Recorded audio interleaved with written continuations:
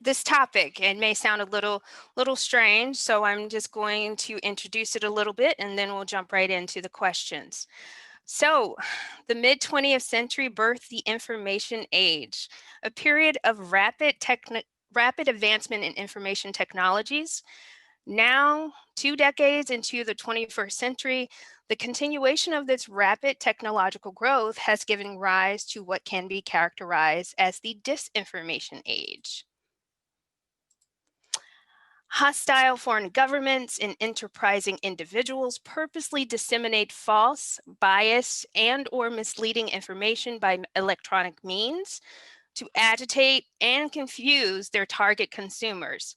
Within our current socio-political climate, these actions have been at best disruptive, such as with the 2016 election and Russian interference, and now our current election, and at worst, deadly, such as the alt-right radicalization that leads to violence against marginalized peoples, as is the case with Dylan Roof and the Charleston Nine.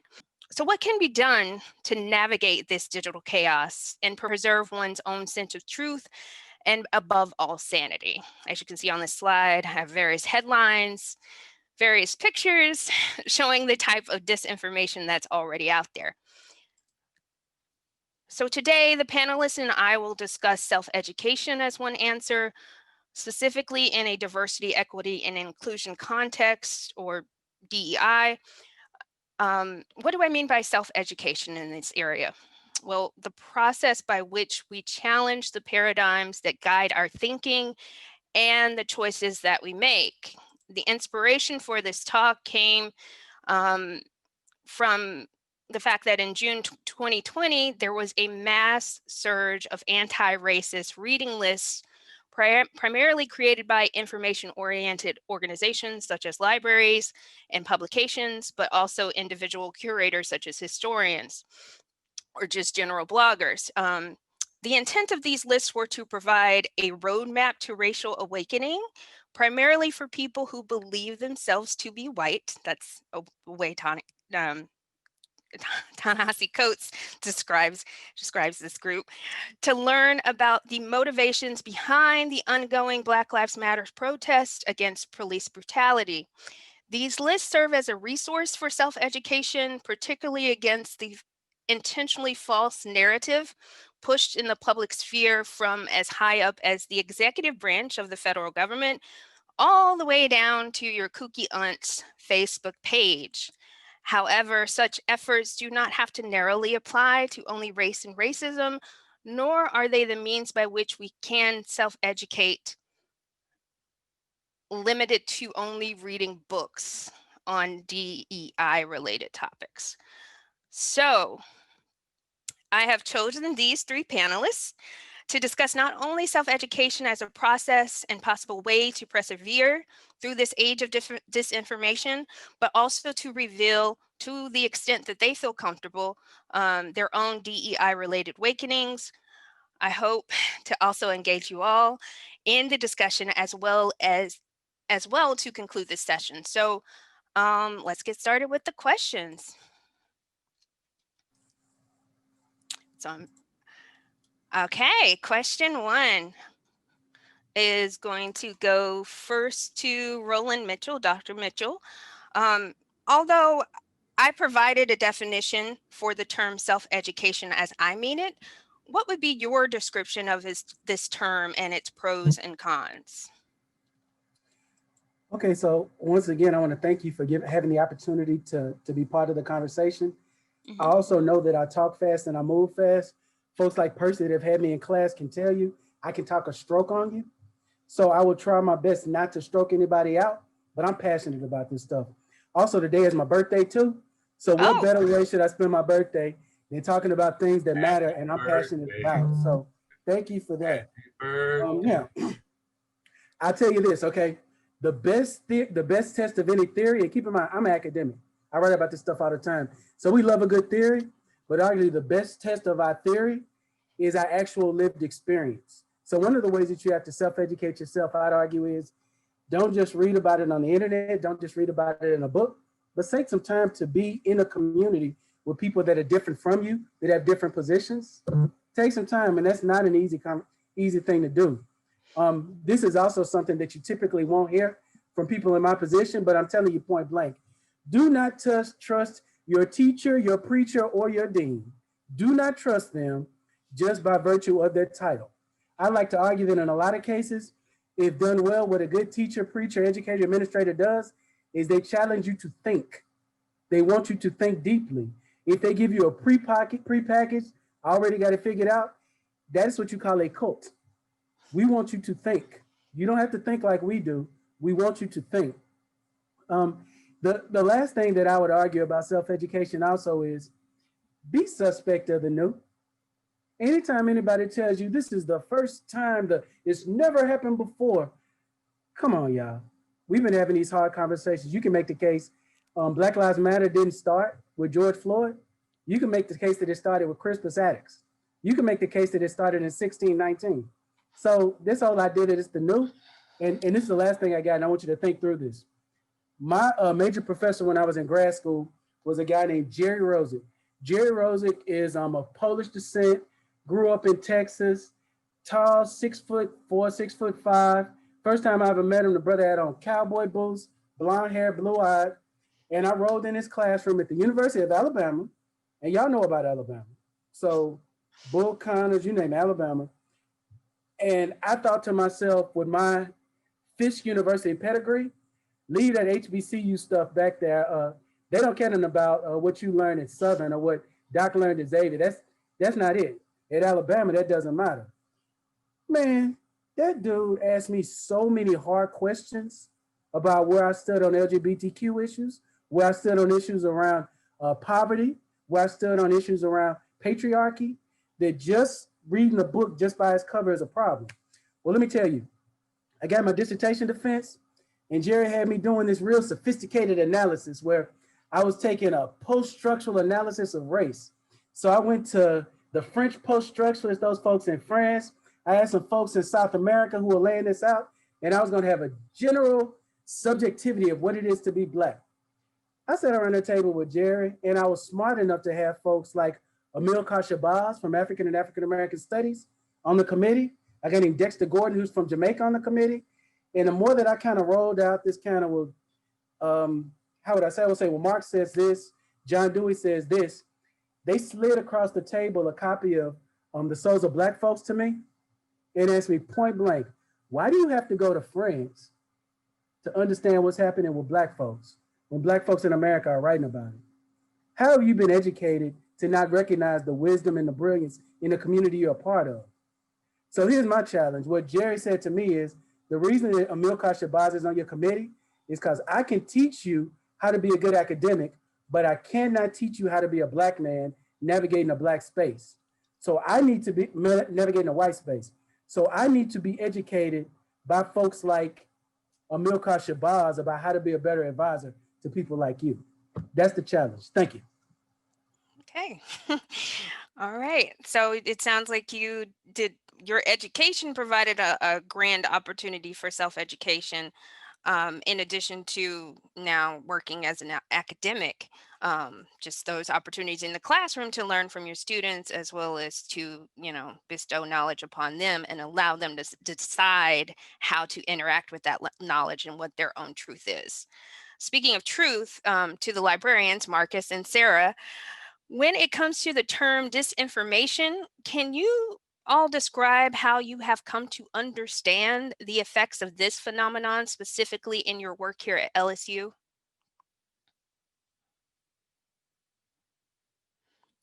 Whoever wants to go first. Sarah, you want to go first? I absolutely can. Thank you. About this question quite a bit. And for me to even understand the idea of disinformation, it's imperative to understand information.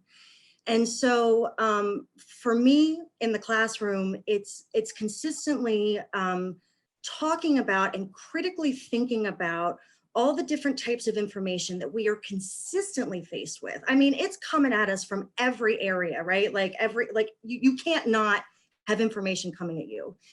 And so understanding the different types of information and the purpose of these different types of information is one way to navigate this really incredibly difficult time that we're in, because disinformation can be subtle. You know, it can be that confirmation bias sometimes, it can be the memification process, but just having that you know, grounded idea of the information types and who's creating this information can help with this. And I'm going to add on to that.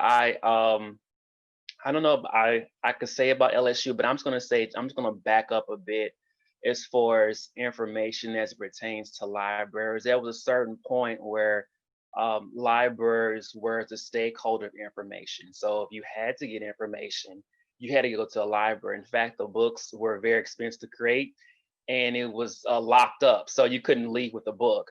And now things have flipped where there's so much information out there. Libraries have been used to kind of be a place where you can get credible, authoritative information because such an influx. As it pertains to disinform, is a lot of those actors try to use credible sources to authenticate what is to be a reliable source, but it's not. And there's really kind of like four pretty much known ways of information. First is folklore. Then you go to quackery, you know, and then you go to, I call evidence theory, where it seems promising, but it's based on evidence, but it's not proven. And then you have evidence-based information. So those are four. But a lot of times, if you look in social media, and I believe as we more become connected, we also have the greater chance of being influenced by that. And so a lot of times, even with Facebook, where you have that those conspiracy theories, well, the term is a conspiracy, is for a reason, but it's still a theory. It's not based on fact. But if your family member says this, well, if this is my family member or this is my friend, I may be more likely to listen to this. So it seems like it's coming from a credible source. But I also want to ask that question, like when you look at that, am I really doing my own homework?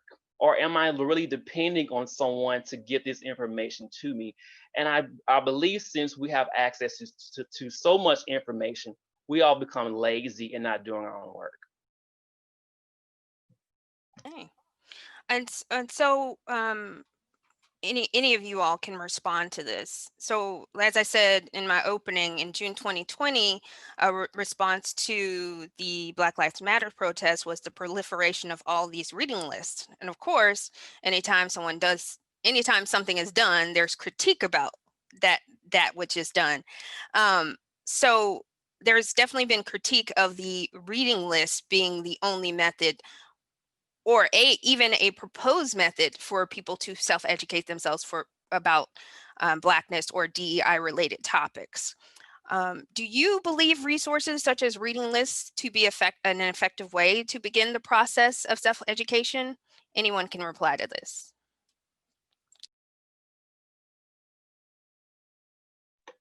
I'll jump in. I'll say reading lists is a good start, but I wouldn't say don't be lazy and stop there. I think you want to go back to Dr. Mitchell. You still have to go out there and experience other cultures. I believe that we've gotten to a point where it's so partisan, where we're afraid to engage with someone who doesn't have the same opinion as you or same ideas as you. Where we look for confirmation bias so much that we become ignorant. So if we really want to self-educate ourselves, we need to seek knowledge, but we also need to apply it.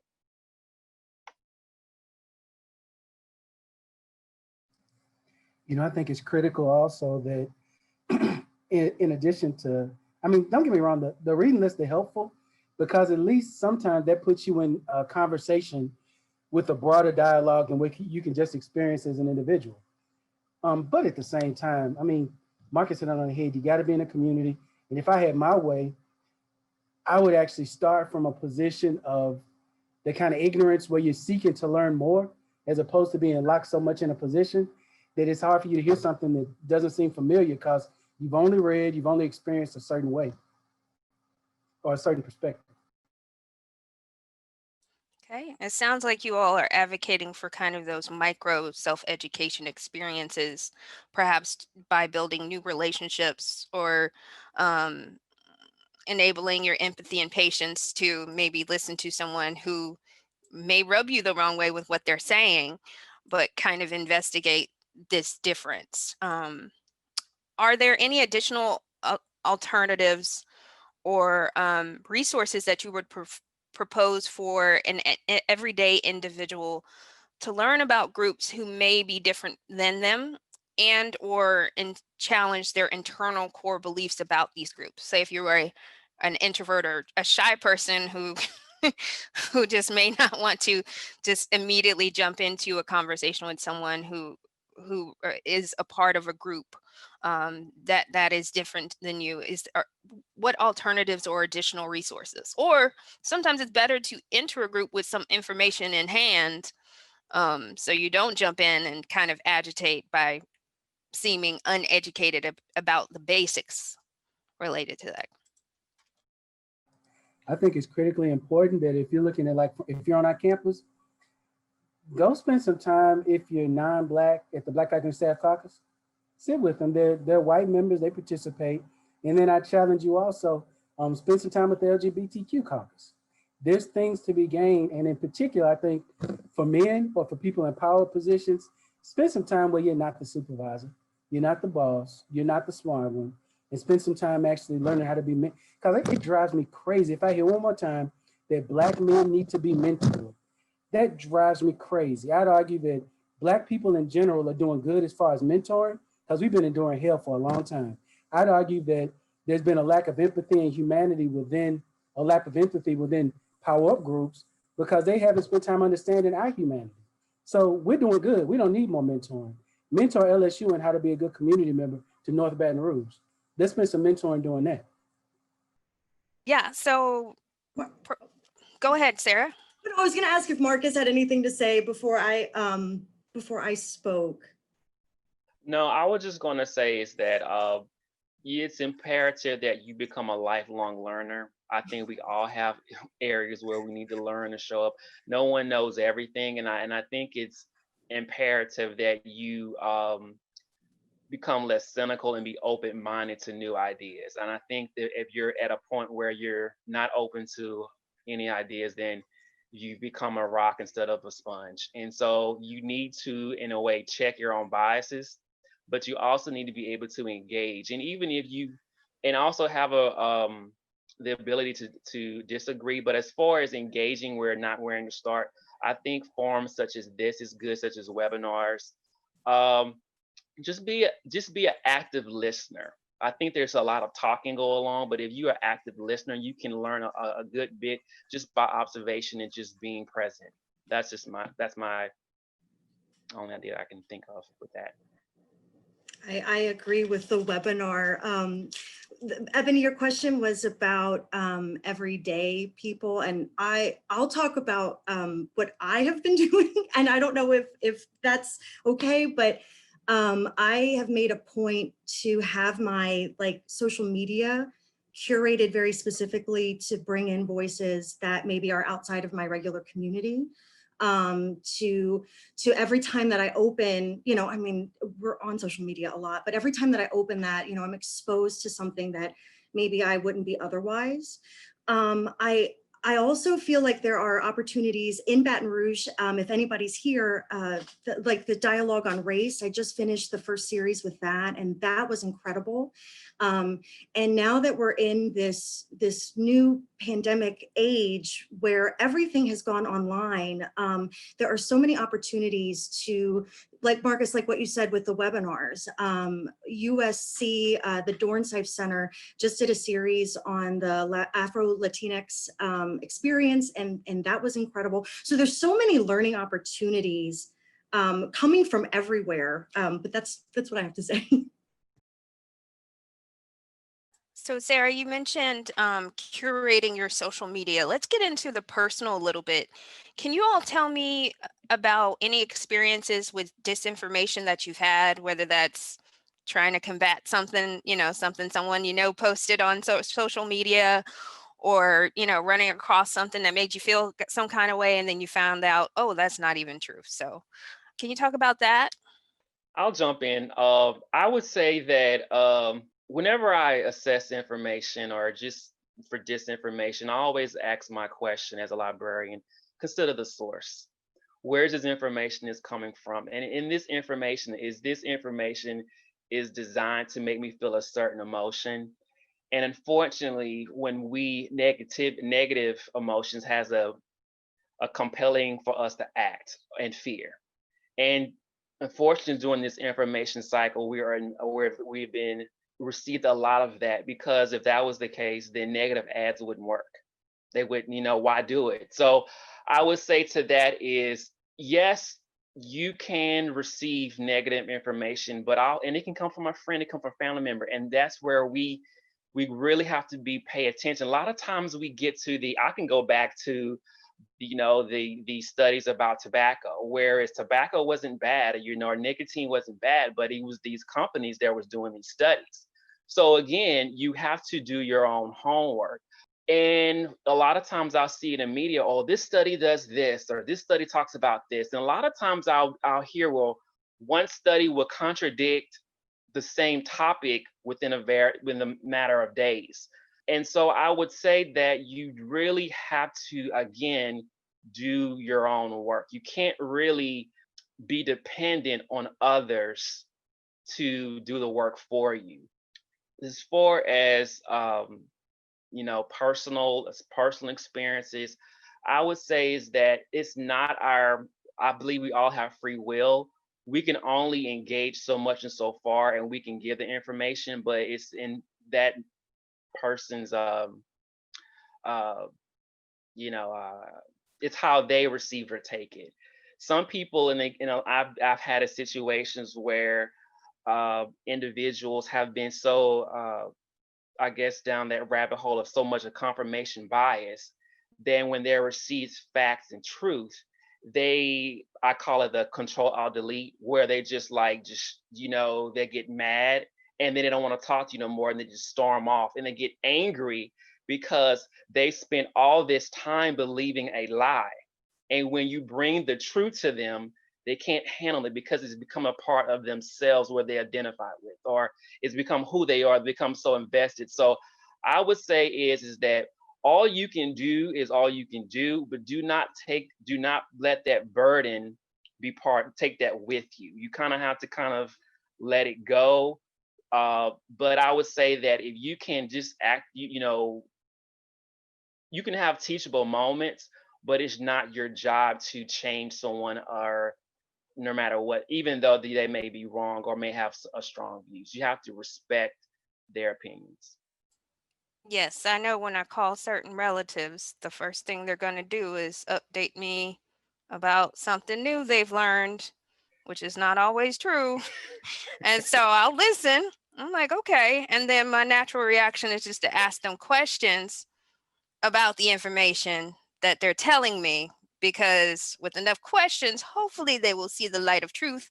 Or, if it does sound legitimate, I'm like, who told you that? Where did you hear that from? And it's like, oh, and just do a quick Google, and I'm like, I'll go to the about section of whatever source that was. And a lot of times it's a telephone game, so you can't really trace it.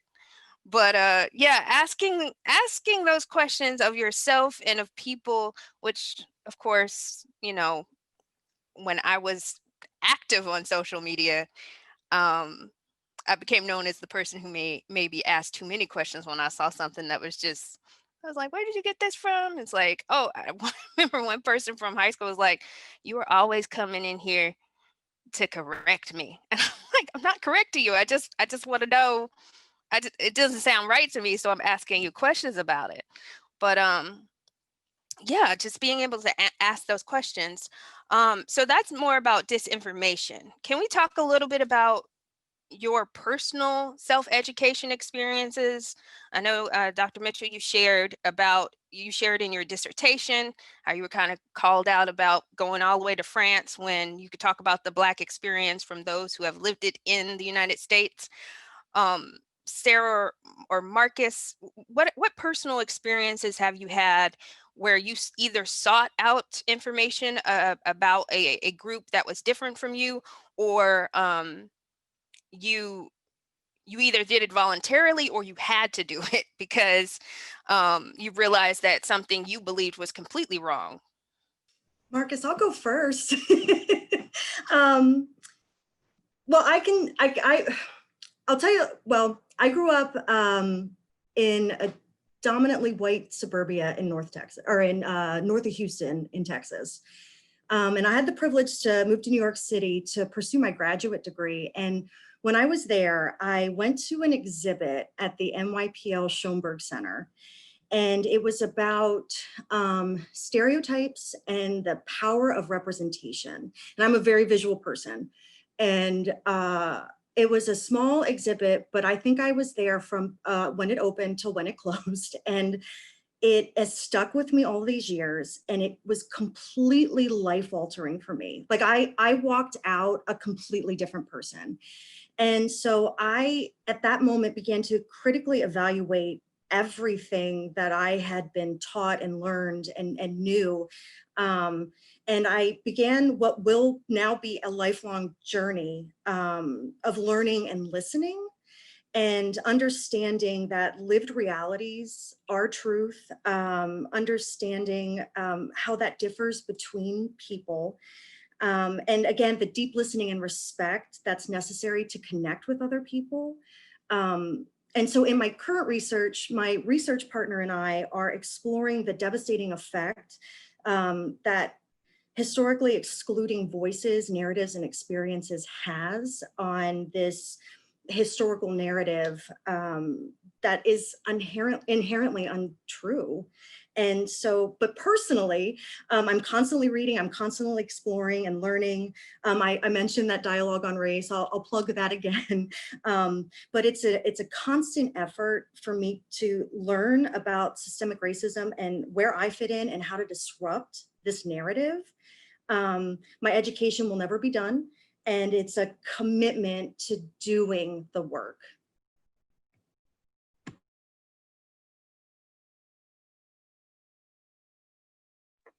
I'm having trouble thinking about a personal situation about me. I guess the earliest one I could remember is whereas if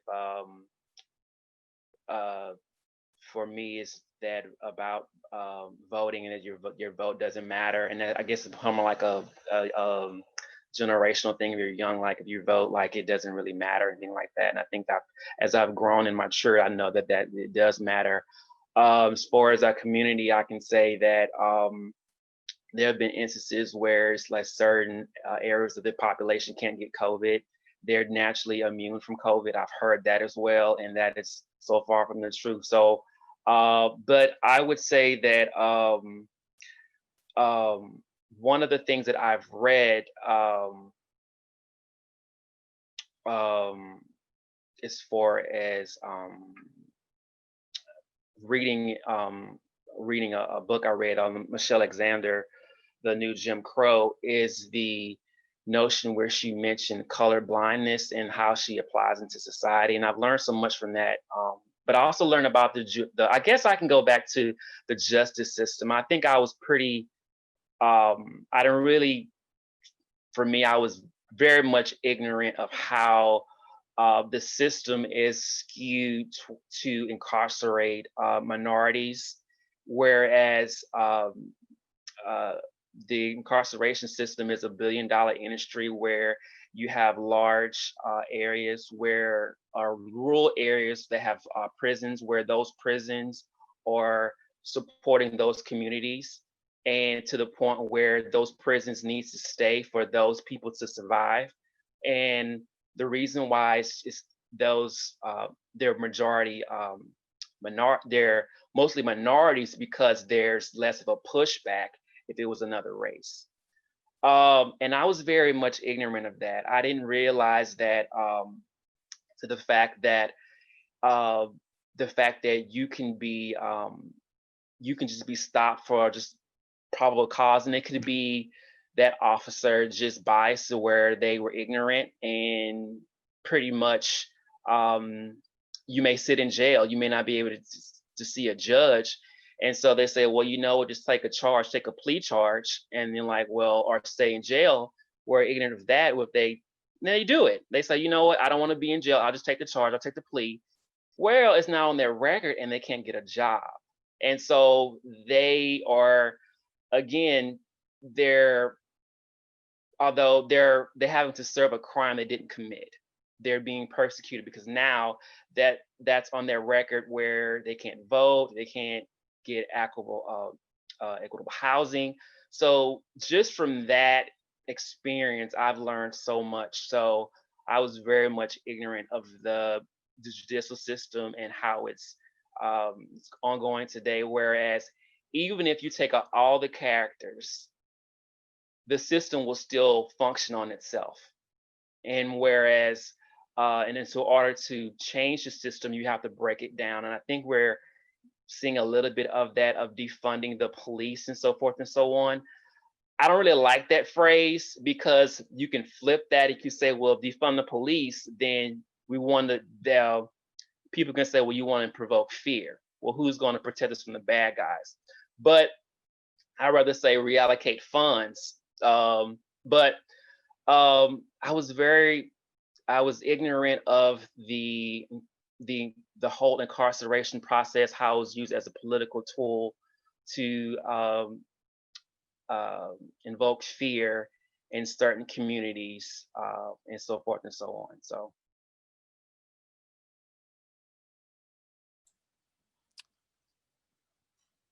Okay. So Sorry. no, we're coming up on our final question, but just to throw in, yeah, I've also learned more about the specific systemic racism and institutionalized racism in grad school. They at Chapel Hill, they had this interdisciplinary grad school course where they brought in the Racial Equity Institute as consultants to have, I think, 2 or 3 weekends where it was like 8 to 5. So on a Saturday, 8 to 5, students from all cross disciplines, all different disciplines, learned about not only institutionalized racism, but the economics of poverty and the connection between race and class, and the history of dividing race and class, or really using race to divide the classes in the United States, as well as this notion of white affirmative action, because often affirmative action is only presented as this thing that started in the 1980s. So for me, that was a really interesting awakening in terms of those things. And then taking a college level course, history course in undergrad on the civil rights movement. And, it's kind of, well, North Carolina, I felt like elementary, middle, and high school, we kind of just learned about the same things. Learned about the civil rights movement from like 1957 to 1968. And that's it. Whereas this course delved into the civil rights movement, starting with the Emancipation Proclamation and continuing into the present day, not ending with the election of Barack Obama. And it was just, everyone in that class was like, really, this happened? Specifically talking about Jim Crow era policy and the limitations on certain populations and how that has trickled down today. That was a whole awakening to me as well. And lastly, I don't know. I like learning about this stuff. Just learning about race in an international context by being able to study abroad a few times. I mean, I discovered there are Black people in Brazil, and the history of Brazil and the history of the United States has so many parallels. So it's just, once you just kind of start looking into information or being presented with this information or having a need to learn this information, it just seems like it's going to be a never ending process. But my last question, and then we're going to go into allowing the audience to participate for everyone, is are there any DEI topics that you personally are seeking to know more about, or to challenge your already preconceived notions about this topic.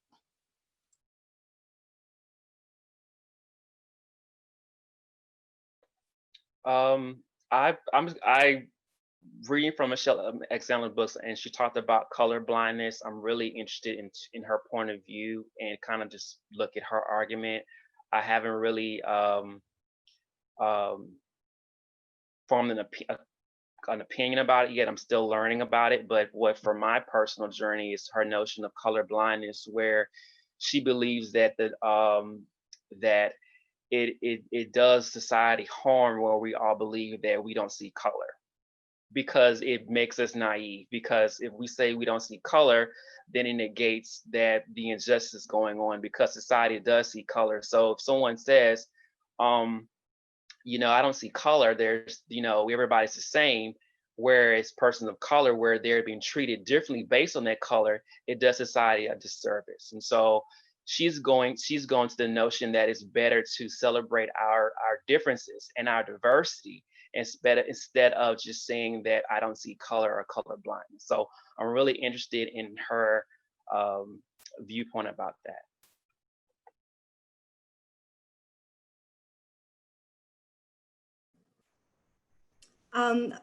To piggyback on what Marcus just said, I am very interested in this idea of identity and intersectionality, and also the idea of how memory plays into this, and who is responsible, who are those memory curators, and whose responsibility is it to make sure that those memories and that history and are shared.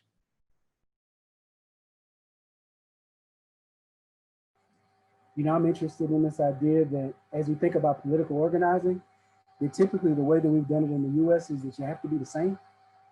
And so we've created this idea of people of color.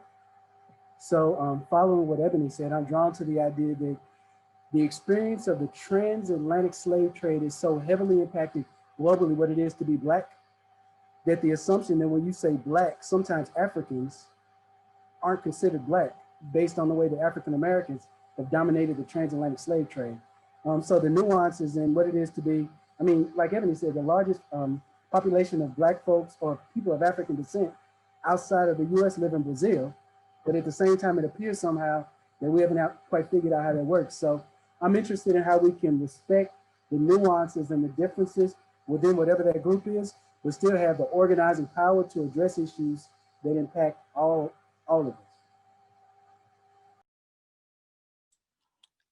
For myself personally, and then after I stop speaking, please, anyone in who's attending, jump in. For myself personally, I think um, trying to understand more about the LGBTQ community, attending the safe space training, I think it was last fall that we did, and just receiving the workbook with all the terms and trying to understand that spectrum as a person who's not a member of that community. I mean, that there's some difficulty there with me, but for me, it's actually kind of funny. Coming from, so I'm from Charlotte, North Carolina, and then I went to grad school in Chapel Hill, which is this very liberal area. Now I thought, I'd done all this studying abroad and participate in all these DEI related activities in undergrad. So of course I'm like open-minded, but then I went out went out with a couple of grad students, and I'm talking to this one person, and I find myself just completely, I can't even listen to what this person is saying because I'm having a conversation about myself, trying to identify the gender of this person. And then on top of that, I'm laughing at myself that I'm like so focused on identifying this person as a man or a woman that I can't listen to this person. And that was the first time where I think I realized that I too have limitations. And one of the things that from that experience, as well as other experiences where my ignorance is so profound, um, I'm very tolerant, or a little bit more tolerant and a little bit more empathetic to people's expression of their ignorance and expression of their prejudices, because I found that everybody has some kind of prejudice in some way, and it's up to, in my own life, personally, to attack my prejudices and inquire of those prejudices. So that's one area that I'm trying to learn more about. So I'm going to open the floor to anyone in the audience who would like to participate, ask a question, share their own experience. Put I'll, myself. I'll jump in. This is good. You guys are really taking on a very timely conversation and doing a fine job. Ebony, my Brazil-like experience was when I discovered there were Black Mexicans. You know, it's something you don't think about, and you've never read about, and you certainly haven't seen. And yet it just makes perfect sense that there had to have been Africans in Mexico. And in a whole population, and I discovered it because there was a story about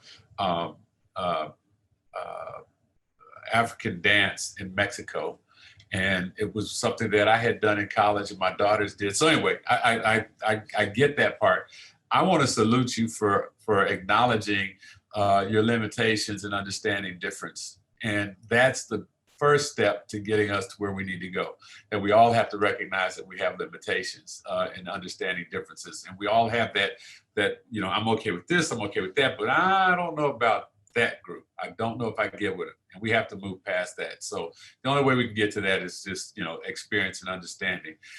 I hope that we all, when we get to those points that, there are Black people in Mexico, or I have a limitation, that will help us understand the difficulty that others who haven't had any of this experience are now coming to grips with, and trying to understand a whole lot of difference. I mean, we're just working on one maybe tiny little piece, but there are a whole lot of folks who are struggling with all the difference, and they just kind of throw their hands up, and I can't keep up. So we got to pray for them, but that's another story.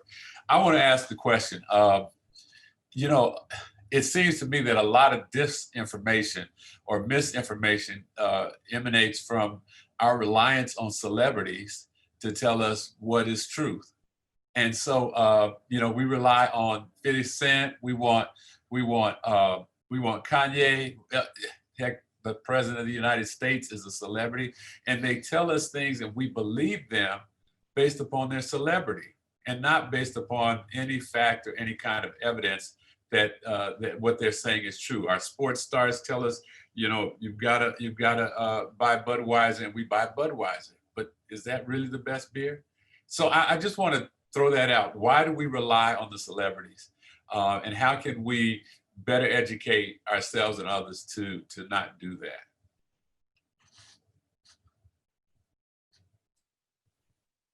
Well, I guess it's all about who we give authority to. You know, we assign them based on, you know, I think in job interviewing, I've been given advice was like, all you have to do is make them like you. And a lot of times, whether or not we like someone is based on how similar we are, right? Like those connections that we can make in similarity. So from a DEI context, that's not necessarily the best way to go about it. But yeah, I think it's just, I'm specifically thinking of Jenny McCarthy and the anti-vaccination movement, and how that's just taken off for some reason. And I think it also depends on how attractive they are and how much we seem to attribute people's ability in one area to an ability in another area. And this has to do with arguments against Jordan Peterson, who I actually like, but I like to read articles about people, you know, from people, journalists, or whomever, who don't like him. So, you know, we just give this authority because, oh, you're funny, or, oh, you do great in movies, so you must know about such and such. And I mean, I think we also do that in our personal lives, whether that's parents or, as Dr. Mitchell said, teachers, professors, you know, someone who we respect or admire, we allow them to guide us rather than really questioning the information they're giving us. If anyone agrees or disagrees, please let me know. I'm gonna go back to when to my childhood, how we were raised. You know, as a kid, we was always told, listen to your teacher, listen to that authority figure. But unfortunately, there's a certain point where that becomes a habit where we tend to believe those who we look up to, or we admire, or we look for that confirmation bias. And so we tend to have a blind spot for those that we like, or we want to be. We want to be like them. So we want to align ourselves to them as close as possible. So sometimes we, um, like Dr. Mitchell say, we get so much on the position of the person, on the platform of the person, and not what the person is actually saying. And so it's where you kind of have to check yourself. But I also believe that as far as, unfortunately, there's a large segment of a population where people don't wish to go out and learn from other people. So all they learn is from what's on media, and a lot of time it's negative. So the persons who are in control of disseminating that information have a lot of power, because if a certain population are deemed this way as savages or criminals or so forth and so on, and a population doesn't really care to venture out, or doesn't have no exposure to those populations, they're going to believe it. And so a lot of times they may seek out individuals or people that or their community, they'll receive confirmation bias to those particular views. So again, it's all about doing our own homework and really exposing ourselves, not just in the literature, but venturing out and learning from other communities.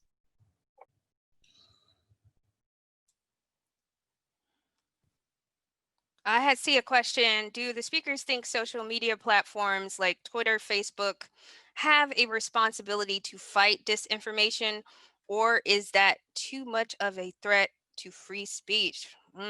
Philosophy question. What do you guys think? Dr. Mitchell? Perhaps? We haven't heard from you in a while. You said you talk a lot. You did call me on the hard question too, so thank you. Thank you. My first thought is, now keep in mind, I'm almost a textbook definition of this whole idea, the critique of what they would say about liberals.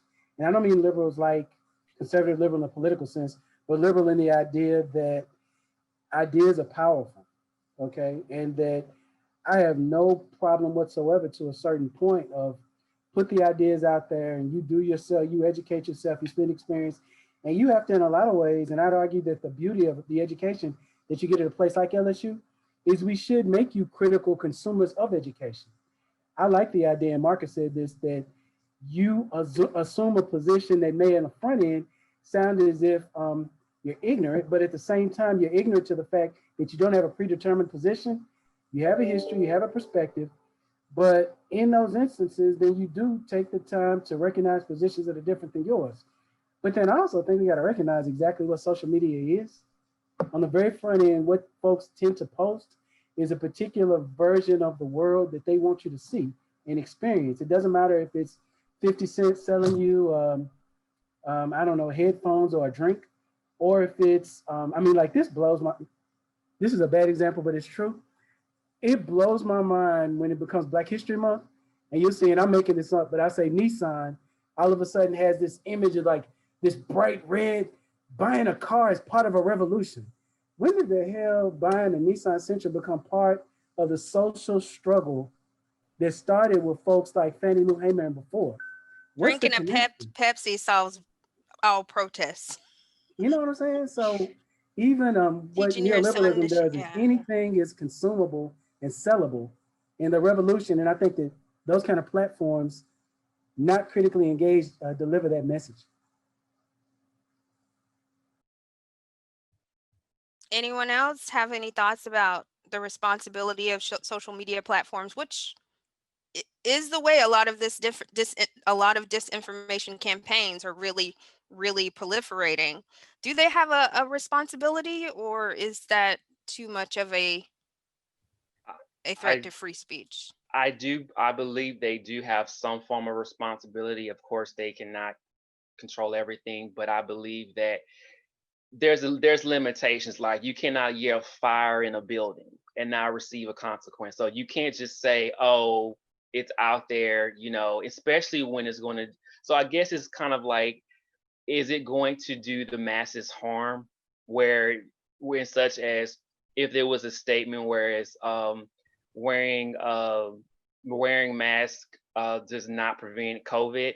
That's something, well, you know, it's not, you know, that's something that, you know, we're all invested and it can harm others for the untruth. So I would say then yes. But if it's something where it feels like they're over policing or they're entrenching on someone else and it's not affecting the masses as such, then I was like, you know what, that kind of goes with the territory. But I do believe there is they do bear some responsibility, and whereas you can link that statement to someone receiving harm.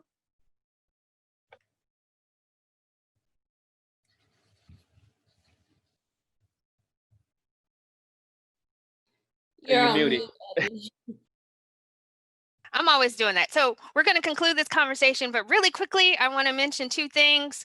So if you want to start with the reading list, I've created a reading list at guides.lib.lsu.edu.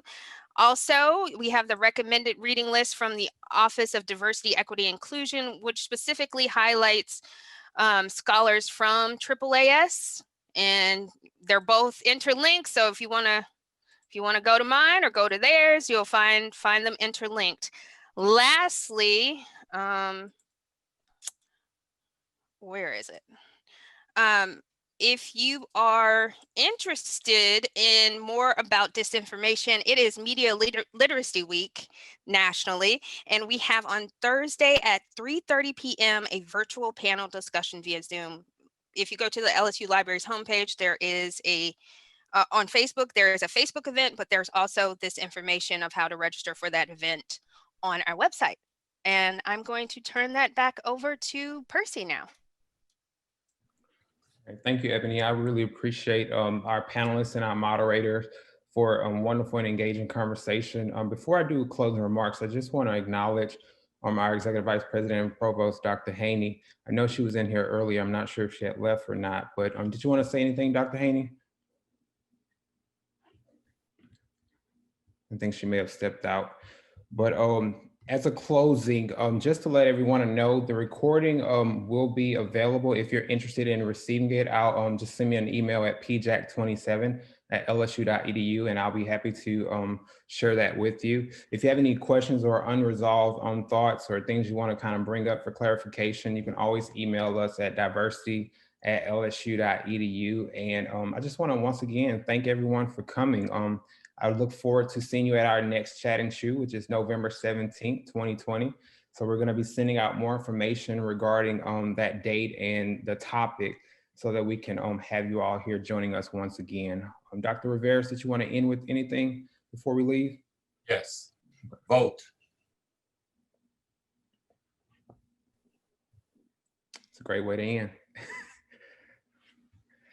All right, thank everyone once again. We'll have our panelists stop by or stay behind just for a brief moment if you want to ask them more questions or just want to have more engaging conversation with them. So thank you all once again, and we look forward to seeing you next time.